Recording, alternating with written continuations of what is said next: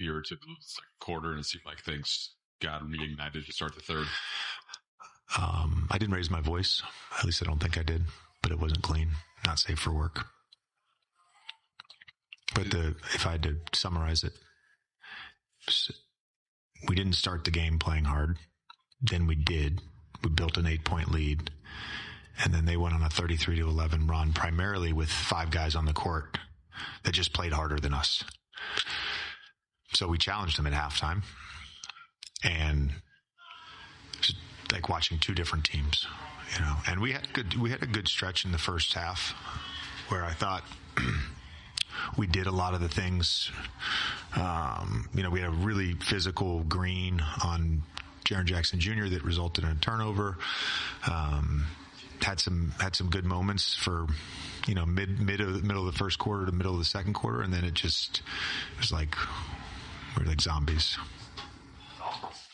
DeAndre obviously didn't come out to start the third quarter. It sounded like he's a little tight with the back. He just had some middle back spasms. He was available in the fourth quarter when he came back out. He had a heat back on, but I just felt like it wasn't worth it given that group, you know, with Jackson and Vando at the 5, we rotating between that and the second half. They were really good and just didn't want to risk it with him. This is weird with him sitting back there, but I think Luka tonight became just the second player ever to start the season with 3 straight 40-point games, first since 1962. Just what are you seeing offensively right now with how comfortable he is? Congrats. That's awesome. Yeah. Who Wilt Chamberlain. Wilt, I figured. Wilt's got all the records. 7 times and 5 times. He averaged like 50 that year. Yeah. No, he just continues to get where he wants to go, and he takes what the defense gives him. And the one thing I think we can be a little bit better at tonight was just, you know, we had a lot of opportunities to create 4-on-3s, and whether it was spacing or timing, we did an okay job, but we didn't do a great job. I thought Jackson, you know, when he did get in the pick and roll, made some really nice plays, some really nice catches in traffic. Got DK a corner 3 in the first half. Jackson overall just to kind of 45 seconds before the half starts, and he, you know, hey Jackson, you're going to start the second half. DA's not ready, you know, and then I don't even know what his stats are, but he played great and ended up being a plus 15. He was awesome in the second half, and I think for Luka, like, you know, just his comfort level with what we're doing, with our play calling. You know, there was a couple plays tonight where he wanted something. We got good stuff out of that. So, yeah, it's just he seems very comfortable out there. Obviously, by his net scoring for the game, he's going to score every quarter, but Luka also leads the league in first quarter scoring. How has that been a beneficiary to you guys through the 3 games that he's played? It's been great because when our defense sucks in the first quarter, we have a chance to actually be in the game.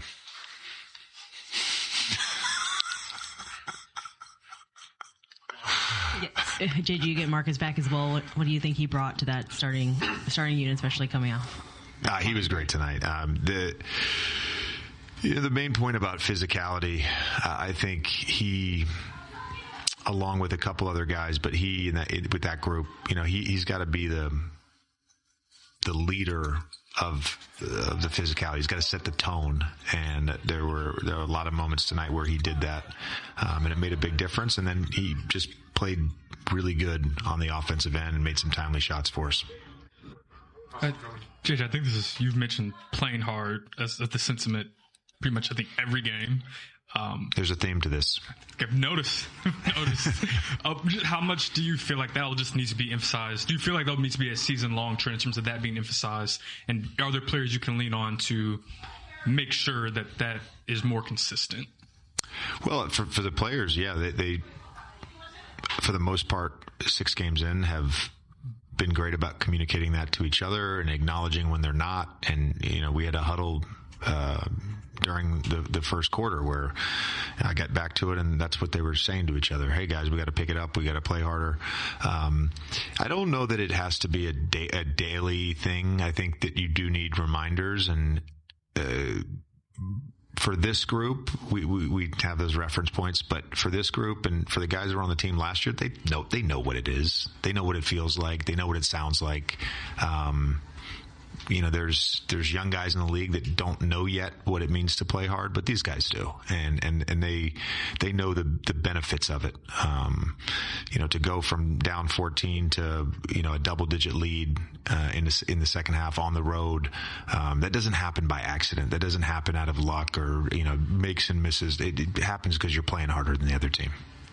To the game, Lakers out in transition. James, Marcus Smart finds Jake LaRavia for the jam. Great pass. Good job running the floor. Dunk. Nice little fundamental bounce pass from Marcus Smart. On time, on target. Nice finish. Luka Doncic with Mike Trudell and the media. Hey, Luka, we know you obviously you missed the last couple of games, the finger and the leg contusion. Can you just take us through the week, how you recovered, if you kind of felt better and were able to fly out and play and how that went for you? Yeah, at the beginning, we probably didn't think I was going to play Friday, but after getting, everyday treatment, everyday working, I felt way better. So we decided we flew out here, we see how I feel, and then if I'm good to go, I'll play. Yeah, obviously from your output, right, didn't look like you were nursing too just with you being able to score 40 again. Mentioned the stat, Wilt Chamberlain, back in the 60s, the only other player to start like that. Jordan and AD had done it for 2 games, but just what kind of rhythm are you in? How are you feeling like the buckets are coming? And what does that level of efficiency mean for you? I mean, I feel great, but obviously if we get a win, I feel even better. So that's the whole point, trying to help the team to win. Sometimes it's going to be due by scoring, sometimes other things. So, we just got to see what the defense gives us every game. Every team's going to play differently to us, and just trying to figure out how to win the game. Luka, while you were hurt, Austin had a 51-point game, 40-point game. You still have LeBron James, the league's all-time leading scorer, yet to play. What do you think the offensive ceiling is for this team? How good can this group be when it comes to scoring the basketball? It can be way better. The way Austin played when I was out. Obviously today he didn't want to shoot the ball. I don't know why. I told him. We got LeBron coming back. Obviously, I don't know when, but I feel like we have a lot of improvement left in the offense. But all this is nothing if we're not going to get stops. Like the first half today, I think we play very bad. No energy, and it starts with me.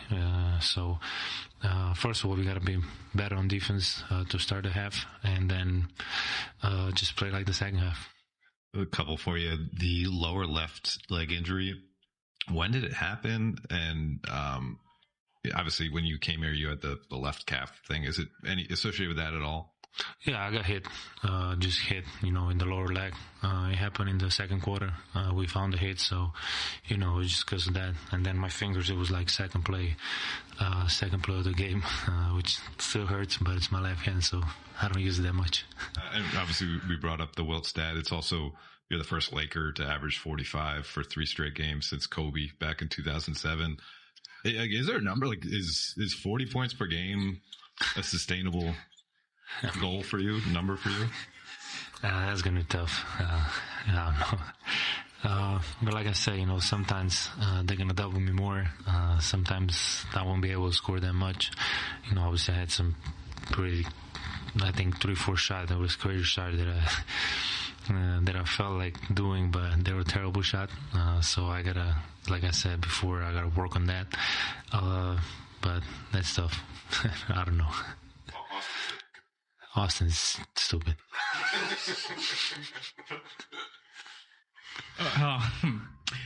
We're in the room for this, but JD was talking about Jackson and the reads he was able to make out of the pick and roll. Just where have you kind of seen your guys' whether you want to say chemistry or synergy build off of last season after you played alongside him so much down the stretch? I told Jackson, the way he came out in the third quarter, it was unbelievable. I told him, we're up because of you. You did all the little things that you need to do, and you did great.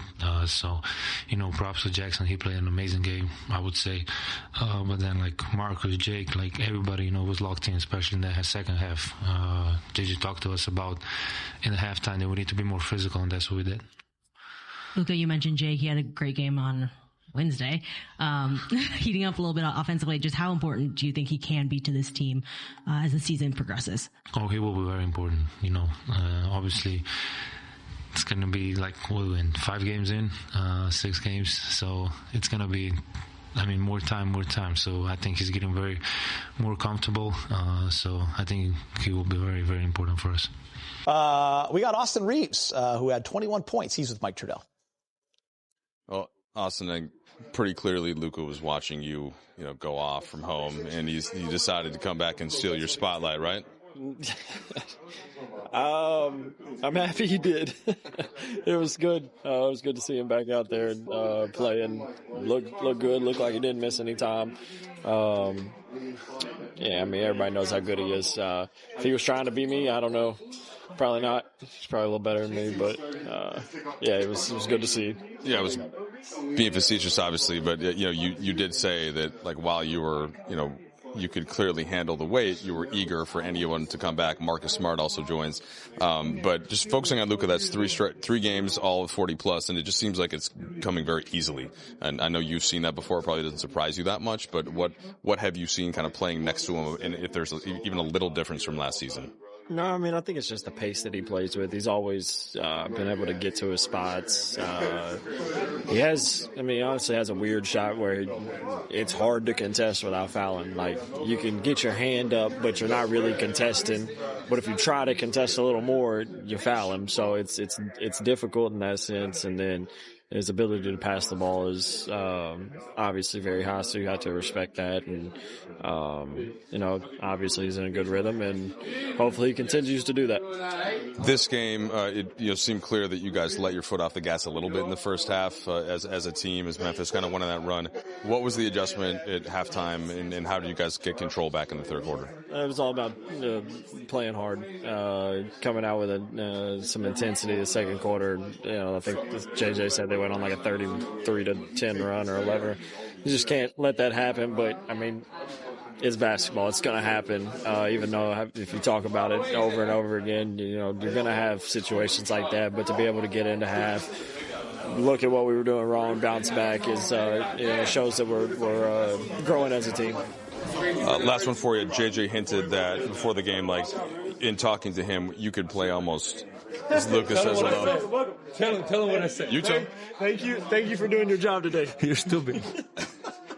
That's what I said. So I'm not gonna fight. What did you want us to tell him, Luka?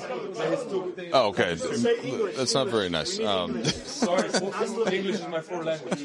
You're a smart guy. Sorry. Way to do your job today. You're doing ball. You're right.